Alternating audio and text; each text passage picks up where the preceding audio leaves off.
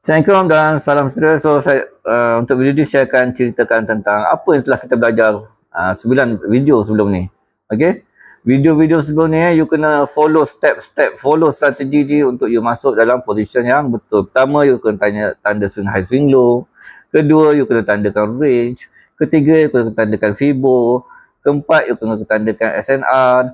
Kelima you kena tandakan supply and demand. Apa lagi? Keenam you tandakan role reversal. Ketujuh you tandakan swap zone. Ke-8 you tunggu sabar, tunggu price masuk. Yang kelima, yang ke-9 you tengok CRS. Okey. Yang ke-10 ni video yang ke-10. Okey. 9 video ni saya you follow strategi tu. Follow strategi yang saya terangkan sebelum ni baru you dapat position untuk you masuk dalam keadaan yang betul dan tenang. Tenang, tanpa yang tak agak-agak, tanpa bekerja tentang price. Okay.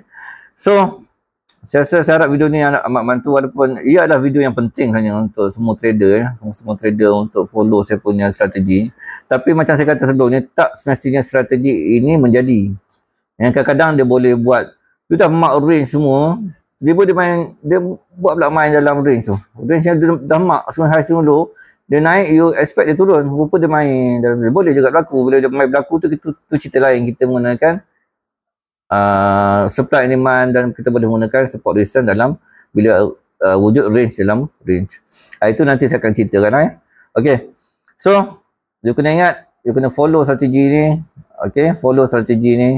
Pertama ya swing high swing low. Okay, swing high swing low. Kedua tandakan range. Ketiga tandakan Fibo. Keempat tandakan support resistance. Kelima tandakan supply and demand. Keenam tandakan role reversal. Ketujuh tandakan swap zone. Ke-8 tunggu dan sabar bila price masuk zone. Ke-9 tengok CRS. Okay, so itu saja. Assalamualaikum dan salam sejahtera.